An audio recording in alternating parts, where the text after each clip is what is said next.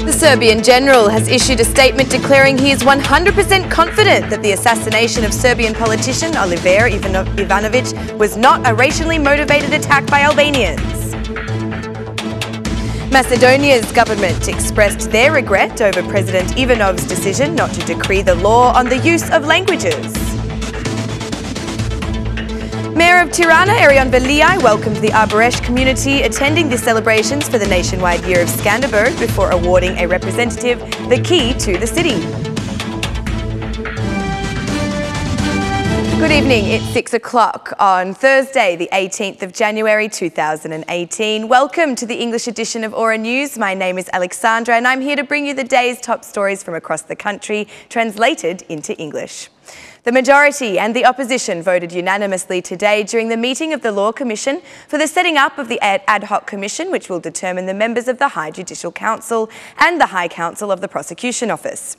The three majority members of the ad hoc commission are Ulsi Manja, Vasilika Husi and Clotilda Ferhati, while from the opposition parties, Owered Bulukbashi will represent the DP and Nasip Nacho the SMI. At the meeting, the opposition continued its accusations, emphasising that the Socialist Party has maintained their majority for the decision-making process of the HCPO. They have effectively guaranteed the capture of not only the prosecution, but also the anti-corruption unit.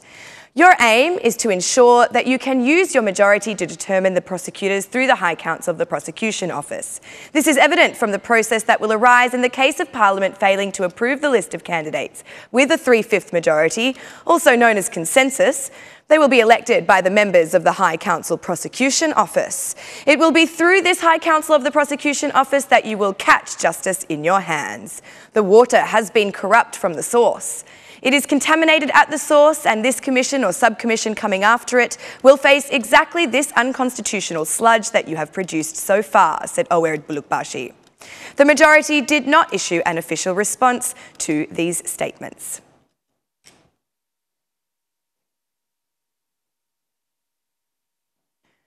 General Miomir Stojanović, former director of the Serbian Security Military Agency, has stated to the Serbian media that they are sure the murder of Serbian politician in North Mitrovica, Oliver Ivanović, was not a racially motivated attack by Albanians.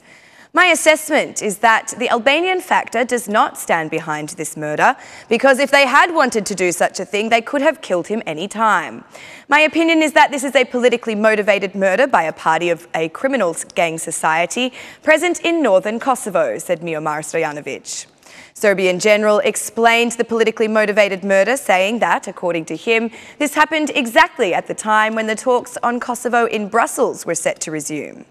Stojanović further adds that the Serbian leader of the civic initiative operating in North Mitrovica, Oliver Ivanović, was always extremely well respected among the Serbian community in Kosovo.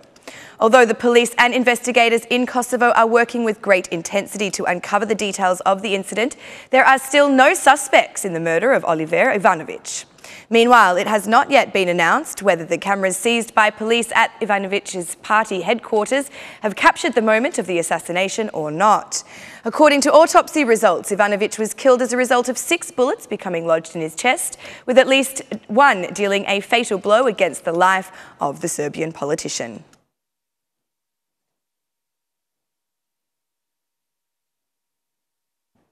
Macedonian President George Ivanov made the bold decision yesterday not to decree the law on the use of languages, stating his position that the proposed law is discriminatory, unconstitutional and a form of favouritism for the Albanian language. A day after the president's conclusion made waves across the region, official reactions have begun making headlines. Through a statement on their official website, the Macedonian government has expressed deep regret, emphasising that the approved bill was drafted as a legal solution to the issue in line with the spirit and letter of the Constitution. The law promotes the use of languages in all communities of the Republic of Macedonia. The reason for the adoption of this law is to ensure equal care for all citizens of the country, to build an equal society for all. This is a concept in which the government has steadfast faith and which we will try to improve, read the statement. In his reaction after the decision, Macedonian Parliamentary Speaker Talat Jaferi stated that the president's pronouncement does not pose a threat, as there is a positive will from the main political parties. According to the Macedonian government statement, the law will be sent to the Venice Commission for review. All recommendations will be included in the new draft of the law in order to guarantee the fulfilment of European standards regarding the use of languages of ethnic communities.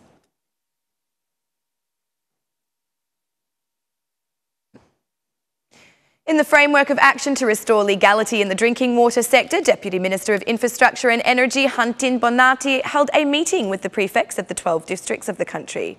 He said the first phase of the action on the ground has resulted in over 6,000 newly formed contracts. It is already a fact that this action is already bringing the first fruit, which is very positive. There were about 6,000 contracts signed in the very short period of 1 month. As the grace period for setting up a legal water connection nears its end, we expect an influx of persons wishing to organise connection and aim to provide an efficient service for the process of formalisation. It should be remembered that February 1 is the date that will start door-to-door action, and any interference will be penalised as envisaged by the law, said Hantin Bonati. Further, the Deputy Minister requested that the prefects take an active role in closely following the work of the municipalities and water supply utilities in the respective areas. We must take measures to be correct in the implementation of all applicable legislation with regular contracts and water meters. Public administration employees should give their example first. The focus will be on public institutions, businesses, and then will intervene, and the intervention will shift towards the citizens, said Hantin Bonati. A grace period has been applied, allowing all consumers to arrange a legal network connection without penalty, which expires on the 31st of January. After February 1, all consumers which are with illegal connection to the water network will face penalties.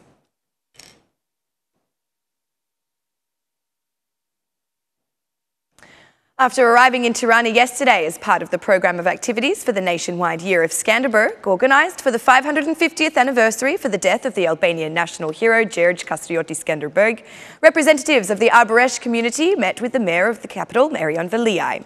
The mayor praised the contribution of the Albanians of Italy in keeping alive the Albanian language, customs and traditions before presenting a representative with the key to the city of Tirana.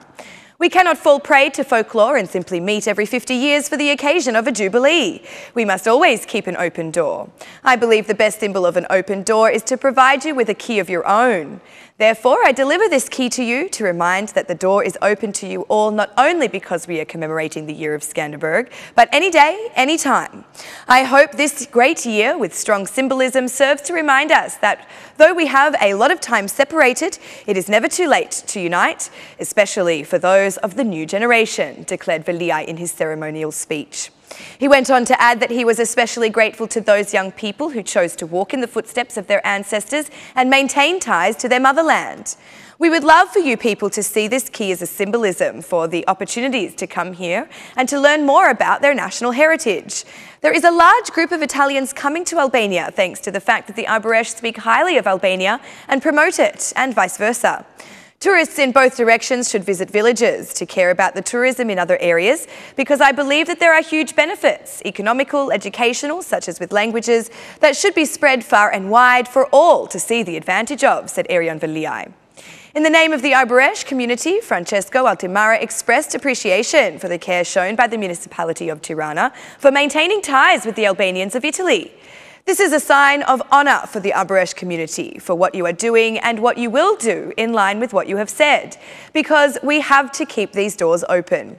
This key will be used to open up new perspectives, especially for younger generations, because what has been done in the past does not serve to benefit us. We are confident that from the position you spoke from tonight, the young generation will have a new path to walk forward, said Francesco Altimara. The arbëresh group joined some activities in honour of Gjergj Kastrioti Skanderberg, including the symbolic planting of 550 olive trees near Petrella Castle.